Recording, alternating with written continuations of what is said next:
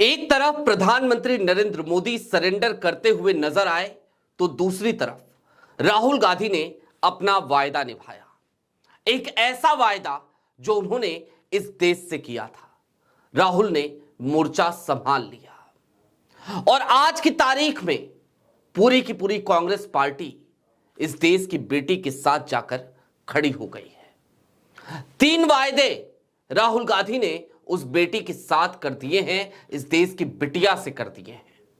लेकिन ये वायदे उन्होंने पहले भी किए थे। क्या कहा था राहुल ने, वो आपको सुनाएंगे और आज कैसे राहुल गांधी अपने उस वायदे पे खरे उतर रहे हैं ये भी आपको बताएंगे। लेकिन उसके साथ ही साथ विश्लेषण तो इस बात का भी कि आज की तारीख में इस देश में जो मौजूदा सरकार है वो कैसे अपने चेलों को बचाने के लिए इस देश की बिटिया के सम्मान को रौंद रही है। नमस्कार, मैं स्वप्निल और आप मुद्दा देख रहे हैं। दोस्तों, आगे बढ़े उससे पहले वही छोटी सी अपील। मुद्दा इन दिनों एक गंभीर आर्थिक संकट से जूझ रहा है और आज के दौर में यह कोई नई बात नहीं है जब बेबाक आवाजों को खामोश कराने के लिए इस तरीके के हथकंडे अपनाए जाएं। एक तरफ हमारे मेन बैंक अकाउंट्स फ्रीज चल रहे हैं तो दूसरी तरफ हमारे 2.5 साल पुराने चैनल को हमसे लंबे समय तक छीन कर रखा गया था। ऐसे में आपसे गुजारिश है, यदि आप चाहें, यदि आप सक्षम हो तो स्क्रीन पर दिख रहे क्यूआर कोड या फिर के नीचे दिख रहे यूपीआई नंबर के जरिए मुद्दा की छोटी छोटी मदद जरूर कीजिएगा। अब आगे बढ़ते हैं और सबसे पहले इस देश से राहुल गांधी ने क्या वायदा किया था, मैं आपको वायदा सुनाना चाहता हूं।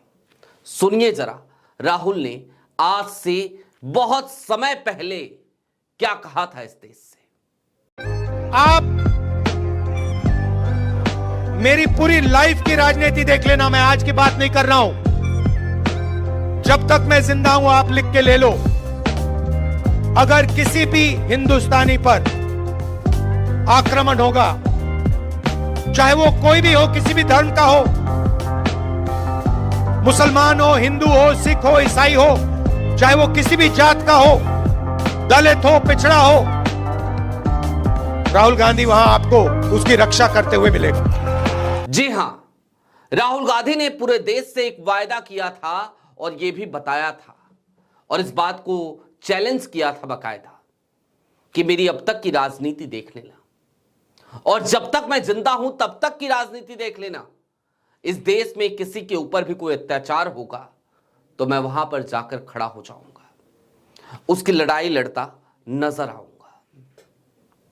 और अब उन्नाव की उस बिटिया की बात जो ना जाने क्या क्या झेल चुकी है, वो पूरी टाइमलाइन भी आपको बताऊंगा। लेकिन उससे पहले मैं चाहता हूं कल की तारीख में जो 3 वायदे राहुल गांधी ने किए, सोनिया गांधी ने किए, वो आपको बता दिए जाए। और जिस समय ये वायदे हो रहे थे ना, उस समय राहुल गांधी की आंखें भर आई थी, सोनिया गांधी की आंखें भर आई थी, वो रो रहे थे। ये मानवता होती है। मैं आपको पहले वो 3 वायदे बता देता हूं।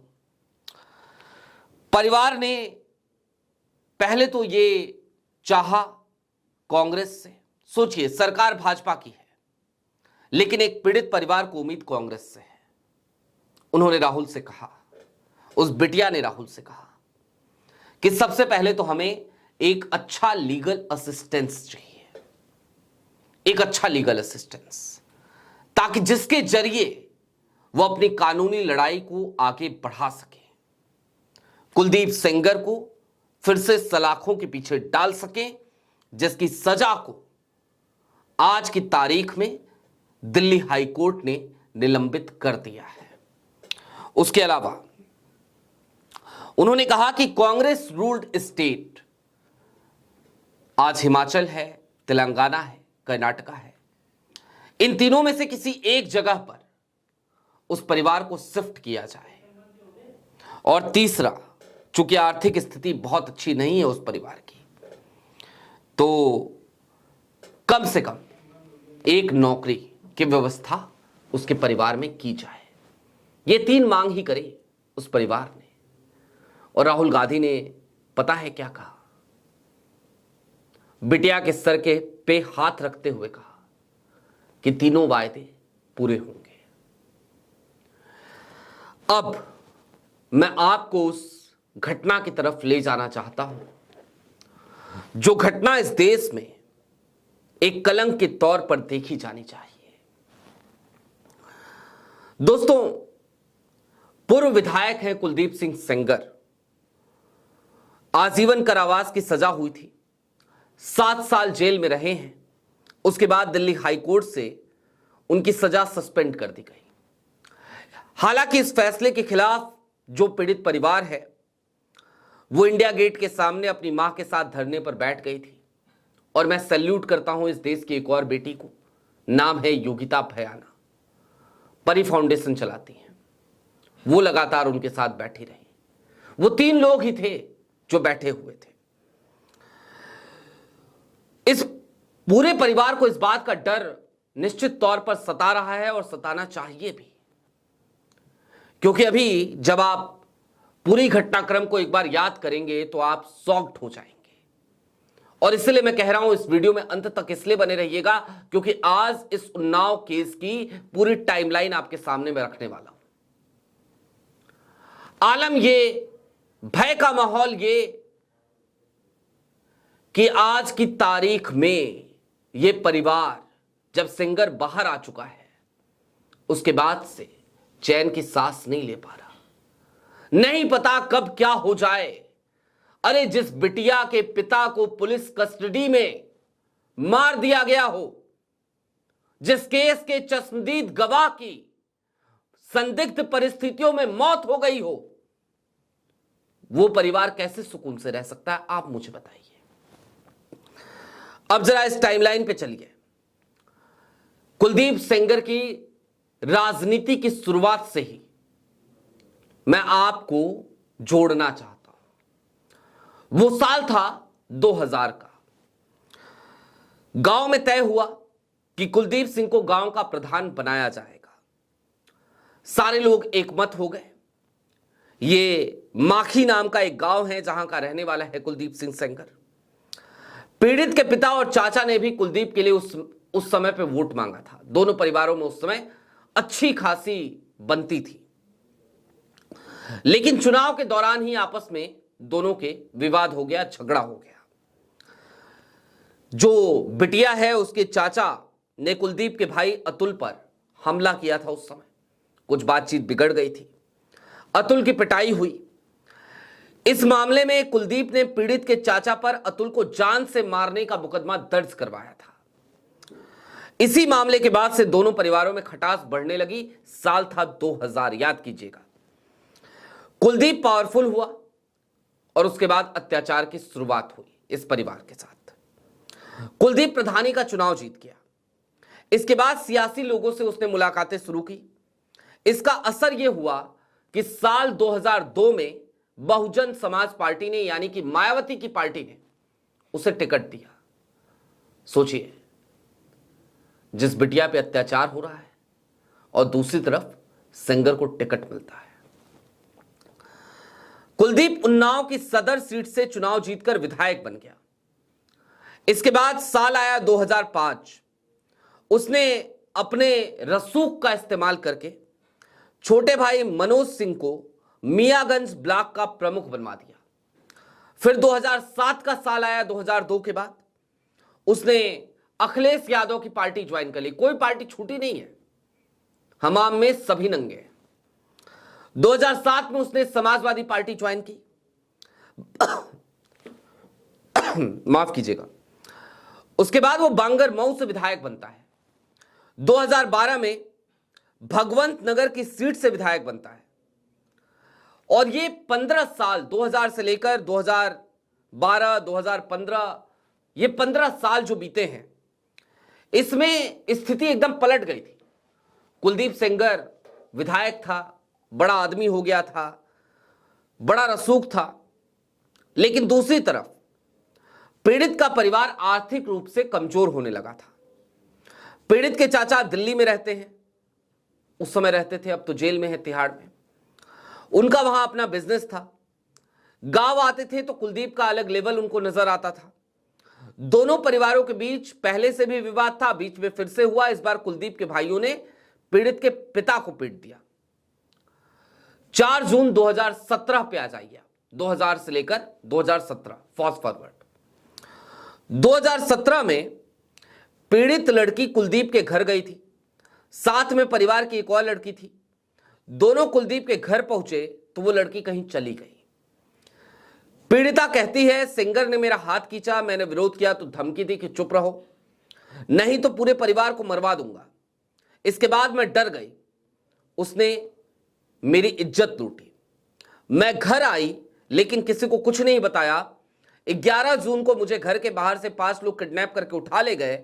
रास्ते में चलती कार में फिर से मेरी इज्जत लूटी गई। पीड़ित के मुताबिक 10 दिन बाद मुझे औरैया लेकर गए। दूसरी तरफ मेरे चाचा मुझे खोज रहे थे, मेरी गुमशुदगी की रिपोर्ट लिखवाई गई। इसके 10 दिन बाद मुझे बरामद किया गया। औरैया से आने के बाद मुझे महिला थाने में ही 8 दिन रखा गया। पूछा गया कि घर जाओगे कि चाचा के पास जाओगे। मैं इतना डरी हुई थी कि मैंने कह दिया मुझे चाचा के पास दिल्ली जाना है। पूरा परिवार कुलदीप के खिलाफ केस दर्ज करवाने के लिए दौड़ता रहा, लेकिन केस दर्ज नहीं हो पाया। हालांकि जिस माखी गांव की हम बात कर रहे हैं वहीं पर पुलिस थाना था, उसके बाद भी केस दर्ज नहीं हुआ इस बिटिया का। और होता भी कैसे? पुलिस के लोग जिसके दरबार में जाकर लगातार हाजिरी लगाते हो, लगातार वहां पर नतमस्तक होते हो, घुटने टेकते हो, उसके खिलाफ केस कैसे दर्ज हो जाता? तो नहीं हो पाया, नहीं हुआ केस दर्ज। और इसके बाद से क्या हुआ जानते हैं? माफ कीजिएगा अगर मेरी आवाज में आपको ज्यादा तल्खी नजर आए या फिर कि इस पूरी वीडियो के दौरान मैं भावुक हो जाऊं। तो कुलदीप जब ये सारी चीजें हो गई, कुलदीप सिंगर, तो संभावित जो कार्रवाई थी उससे वो डर गया। उसने 3 अप्रैल 2018 को पीड़ित के पिता को पकड़ लिया, पेड़ में बांधा, पीटा और उसके बाद पुलिस को सौंप दिया। 5 अप्रैल को उसके पिता का एक वीडियो सामने आया जिसमें वो कहते हुए नजर आए, मुझे फंसाया गया है, इन लोगों ने मुझे बहुत पीटा है, लेकिन पुलिस उन्हें धक्का देते हुए ले गई और फिर जेल भेज दिया गया।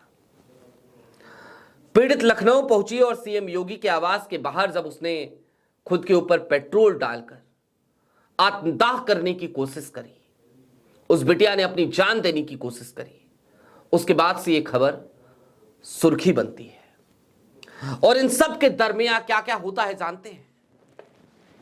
एक एक्सीडेंट की भी कहानी है और एक चश्मदीद के मौत की भी। चश्मदीद जिसका नाम था यूनुस, उसकी मौत संदिग्ध परिस्थितियों में होती है। पहले यह शक जताया जाता है कि उसको जहर देकर मारा गया है, क्योंकि यह वही व्यक्ति था जिसने पीड़िता के पिता को पेड़ से बांधकर पीटते हुए देखा था। यह सीबीआई केस में भी गवाह था और अचानक उसकी मौत हो गई। बिना पोस्टमार्टम के उसका अंतिम संस्कार कर दिया जाता है, जो चश्मदीद गवाह है उसका। एक एक्सीडेंट भी होता है। पीड़िता की मौसी और चाची, और उस गाड़ी में मौजूद थे पीड़िता और उनके वकील भी। पीड़िता की चाची और मौसी का मौके पर ही उनकी जान चली जाती है। एक ट्रक गलत डायरेक्शन से आते हुए उस गाड़ी से टकरा जाता है। हालांकि चार्जशीट में यही कहा गया कि एक एक्सीडेंट था, लेकिन ट्रक के नंबर प्लेट पर कालिख पुती हुई थी और बहाना यह बनाया गया था कि चूंकि ईएमआईज बाउंस थे, इस वजह से रिकवरी वाले ना पकड़ लें, इस वजह से कालिख पोती गई थी। इस केस को जितनी डीपली, जितने इन डेप्थ जाके आप देखते हैं, आपको शर्म आती है इस देश के सिस्टम पे, इस देश के कानून पे, इस देश के नियम पर, और शर्म आती है, लानत भेजने का मन करता है दिल्ली हाई कोर्ट के उस फैसले पर, जिस फैसले में कुलदीप सिंह सेंगर की सजा को सस्पेंड किया गया है, निलंबित किया गया है। लेकिन हां, इस देश में जब सत्ता पक्ष के ऊपर कोई अपना विश्वास खो देता है, तब भी उसे एक दरवाजा तो दिखता है, और वो दरवाजा है राहुल गांधी का। सुनहरी बाग रोड का वो बंगला, जहां लोग जाते हैं तो लोगों को लगता है कि कोई सुने ना सुने, वहां सुनवाई जरूर होगी। राहुल इस देश के लीडर ऑफ अपोजिशन है। राहुल के हाथ में कोई खास ताकत तो नहीं है, लेकिन हां, इतने साधन संपन्न वो जरूर हैं कि कम से कम इस बिटिया को न्याय दिलवाने की लड़ाई वो लड़ सकते हैं।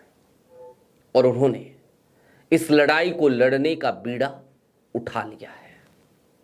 उम्मीद करते हैं कि इस बिटिया को इस देश में न्याय मिलेगा, क्योंकि इस बिटिया की कहानी इतनी मार्मिक है कि खुलकर कैमरे पे बताई भी नहीं जा सकती।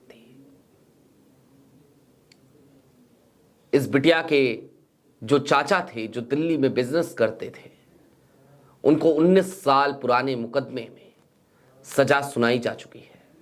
10 साल की सजा हुई है, वो तिहाड़ जेल में है। ये परिवार अनाथों सा घूम रहा है, क्योंकि सामने जो शख्स खड़ा है वो कभी बसपा में था, कभी सपा में था, कभी भाजपा में था, विधायक था, और उसका अपना रसूख था। लेकिन हां, हम उम्मीद करते हैं राहुल उसे न्याय जरूर दिलाएंगे। आपकी क्या राय है कमेंट बॉक्स में जरूर बताइएगा।